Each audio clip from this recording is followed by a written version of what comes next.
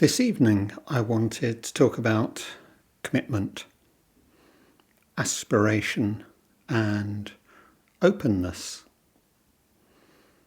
and do this in relation to the ceremony of Jukai, which is the ceremony of receiving the lay precepts.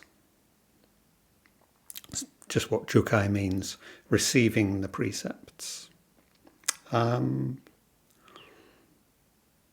we've just been chanting the four great vows, which are the Bodhisattva vows, the awakening being vows.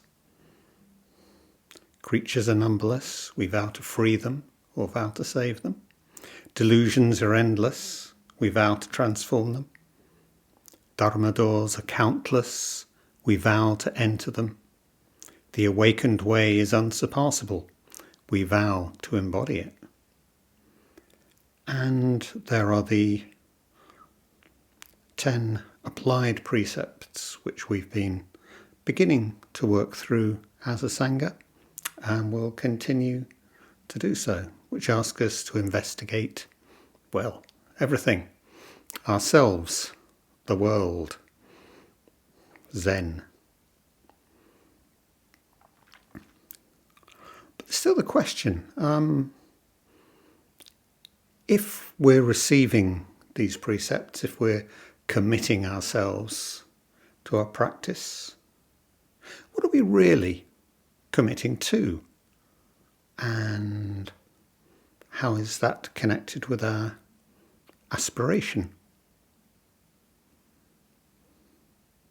There are many ways of taking this, but I think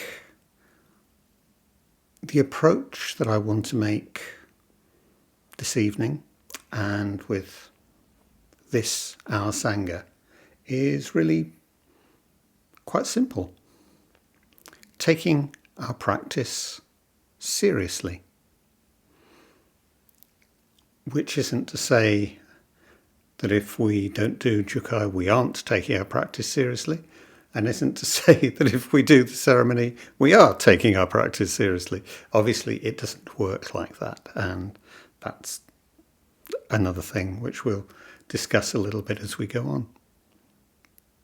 But that's, for me, here, now, what I think it's actually about. Taking our practice seriously.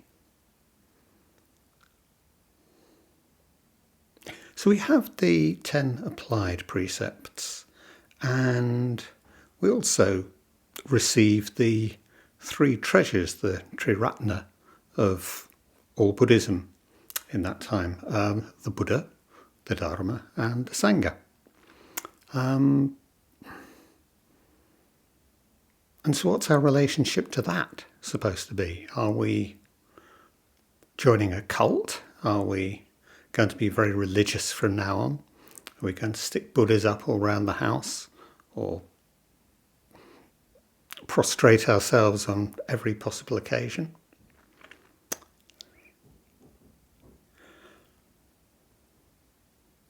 See, if this were a Christian group, it would be fairly simple, wouldn't it? As in, I think it's fairly fundamental to Christianity, experience of our relationship with Jesus Christ, and certainly for the evangelical movement and for Christianity generally. The figure of Jesus, the experience of Jesus, having a relationship with Jesus, with God, at a personal level is pretty central. I don't think I know of any Zenists who'd suggest that they had any kind of actual direct relationship with the Buddha at all. It's just not the same thing. So if we're offering a serious practice to the Buddha, what would that mean? Let's carry on. Let's start at the other end. Let's start with Sangha. This Sangha, this community, or any other community that comes together to practice. We can talk about the wider Sangha of the whole of the Zen tradition, going back in time around the world. We can talk about this specific group of us gathered here this evening. The continuity of that last week, next week. Really the fundamental practice of Sangha is just showing up when we can, how we can. And Sangha is obviously about relationship. And I think I want to point to relationship as being actually the heart of our practice. We can take relationship in quite a wide sense like that.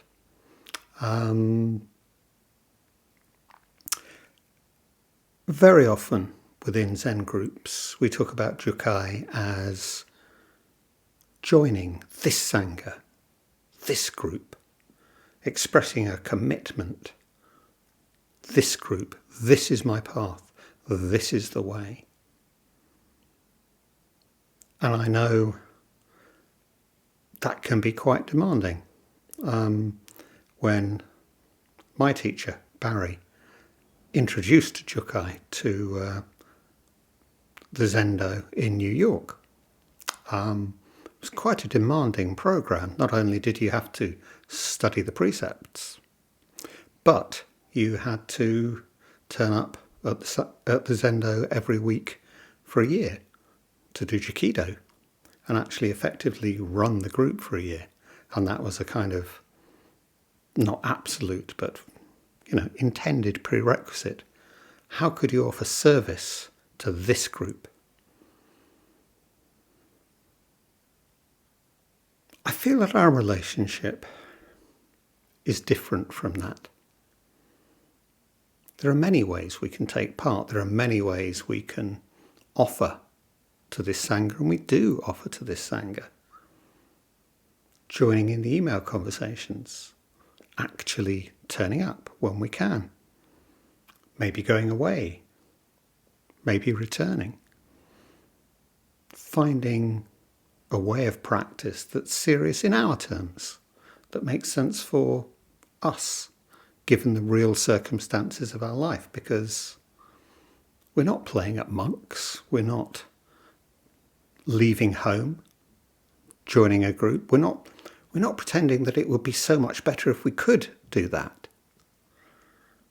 We're leading everyday lives. That's the point. Our practice has to sit within that, has to become a part of that. And so, when people join us here for maybe a week or maybe two, and we don't see them for a couple of months, then that has to be fine. Those of us who do get to know each other, do find out a little bit about each other's lives, that's wonderful. Those of us who feel able to share important things to them, whether that's joys, whether that's problems, and share and receive the support of the Sangha, well, that's wonderful. There are so many ways in which we can actually be a part of this community. People visit us from other Sanghas, and that has to be fine as well. They join as and when they can. They take what we have to offer. They contribute what they can to this Sangha. Now, this is actually, in one way, quite in the spirit of the Dharma. And it kind of depends, I suppose, on what we think the Dharma is.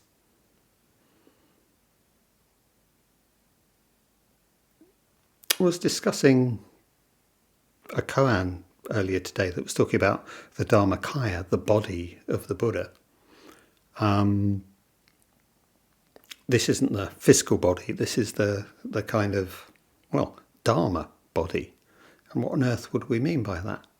Well, the reason I'm mentioning this is at one level, we talk about the Dharmakaya as the whole body of the teachings. So that's written and unwritten, the tradition of everybody's practice, as we'll say living. Don't mean that in a woo-woo sense. Don't mean that in a mystical sense. Mean that as, it functions. It's not a dead thing. It's a live thing to which people are contributing all the time. It grows, it changes, as everything does. So we can talk about that in terms of the body of the teachings. But of course, the other understanding of Dharma is in terms of how the world is. Simply, not exactly the laws of nature, but how the world is. And how the world is, in Zen terms, empty. Not in the sense of void, not in the sense of there being nothing there, but in the sense of not separate, not permanent, not having a substance or an essence which distinguishes anything finally from anything else. Which doesn't mean that we're all in some soup of sameness. Everything is itself, but it's also related to everything else. Interconnection, interbeing, as Thich Nhat Hanh says. And so it seems to me that a Sangha that takes as its principle of practice the idea of not separate will take as its principle of practice openness. Openness with each other, openness to the outside world, to other Sanghas, to, as Thich Nhat Hanh again would say, non-Buddhist elements, the world, everything that can contribute. And I'm using a lot of Buddhist talk this evening because in terms of Jukai, that's a good Japanese word, because Jukai is a ceremony, it's a connection, it's a continuity with our tradition, whatever it is. 900 years of practice, 800 years of practice since Dogen. One generation after another, and we slot into that. But at another level, I want to ask us to both take these Buddhist terms and these Buddhist ideas absolutely seriously. And at another level, to realise they're all empty. They're all conventional. They are ways of speaking, ways of understanding. They are not separately existing realities. And that should actually help us. Maybe that's a difficult-ish notion to get our heads around, but that should actually help us. Let's carry on thinking about this for a bit. If we take this idea of an open commitment a bit further,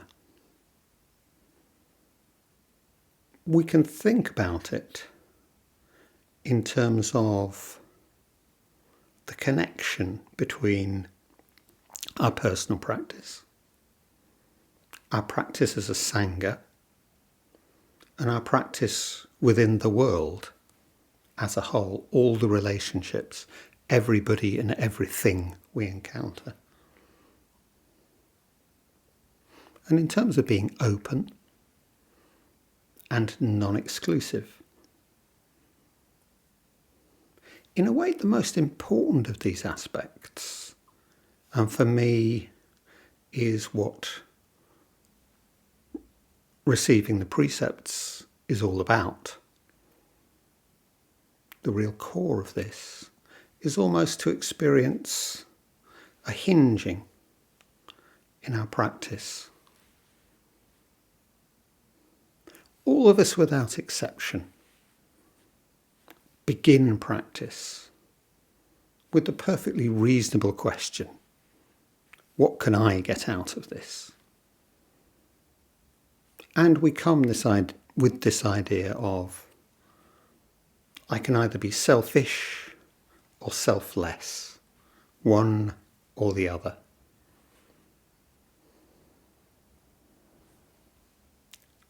But as the hinge turns,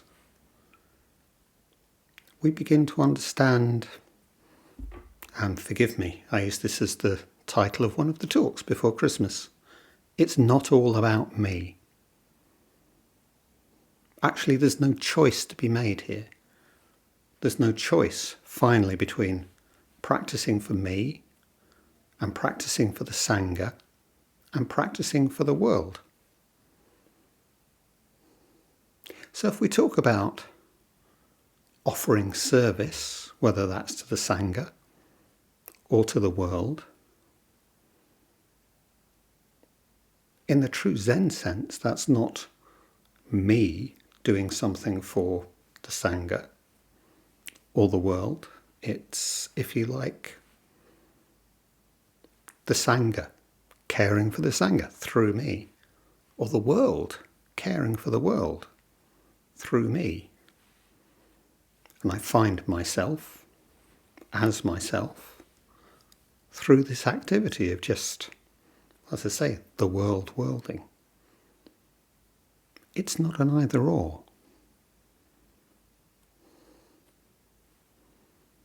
So by joining in our practice, whether that's for a week or for a year or heaven knows how long, we'll keep this Sangha going. For 10 years, 20 years, whatever. Who knows? I offer and I receive.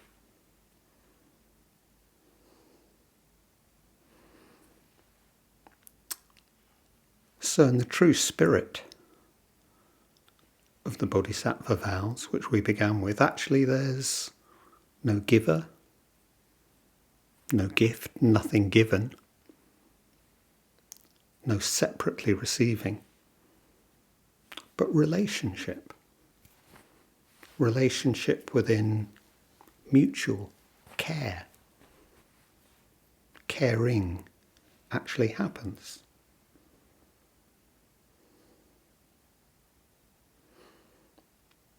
And it's in that context, really, I think, that we have to understand these impossible tasks. Vowing to free or save all beings. Vowing to transform all delusions. Vowing to enter the Dharma in 84,000 ways or whatever. Vowing to embody the awakened way, the Buddha way. Not as some kind of individual activity that I will accomplish and perform, but as just part of this world, worlding through me, to care, to respond, to enter into relationship with each other, to find ourselves through each other.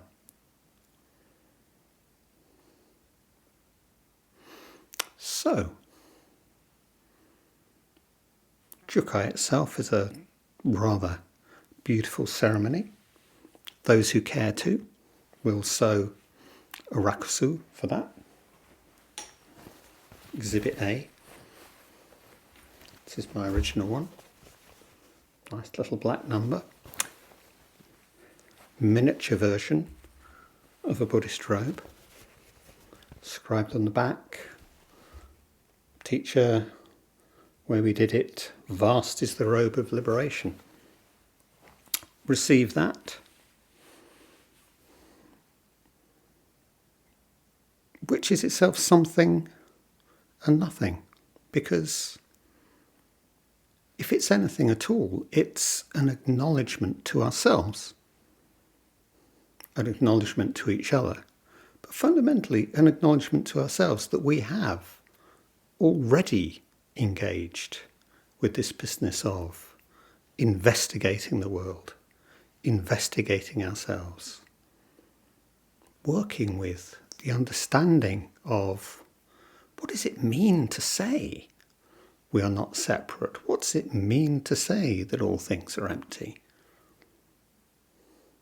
Working with that not in our heads, but in our hearts, in our practical actions as we go through life, as we go through the world. And again, as our Sangha is a miniature version, a microcosm of the world, we practice open relationship, we practice bearing witness to ourselves, to others, we listen, we share.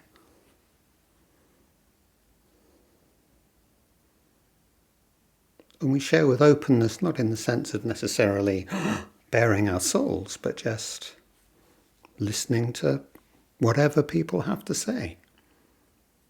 Sharing with whoever comes along, insofar as that feels appropriate. So if Jukai is a measure of anything, it's of this already changing nature of our relationship to practice, that it's not simply all about me. It's about Sangha, it's about world. And it's never about me or us in isolation, in opposition to something else, but as part of a wider sharing.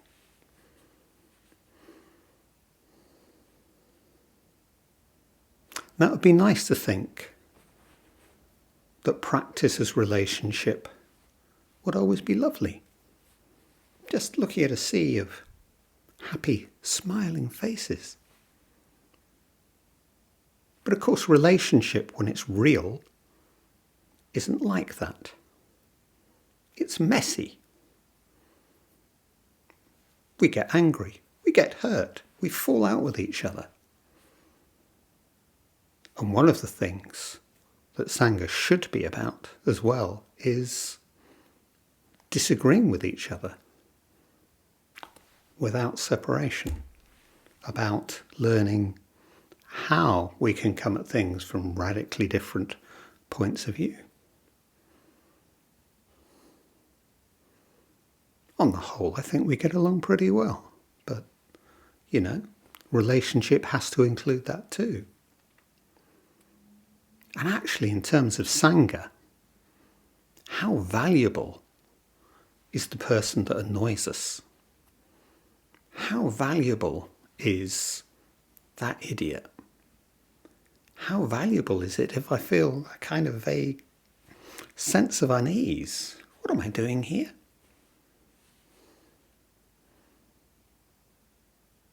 We're not asking for permanent, lifelong commitment.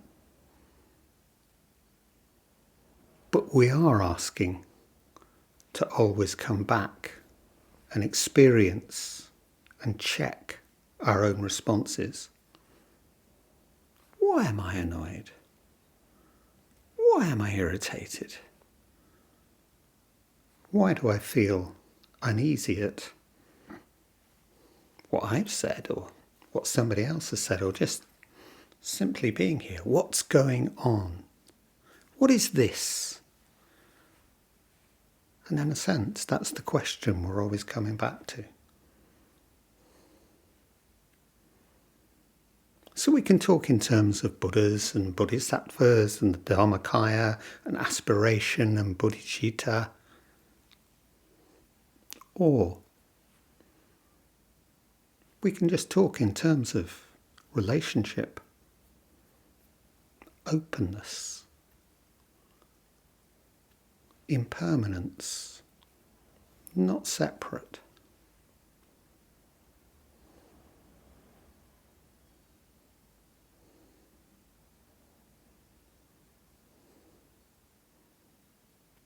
hopefully will enjoy our sharing, enjoy the pieces of the journey, this journey that we do as a Sangha together. But whether we choose to take Jukai or not,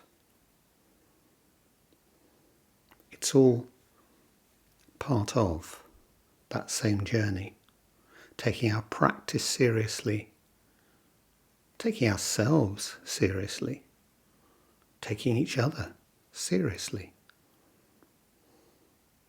the world worlding as us.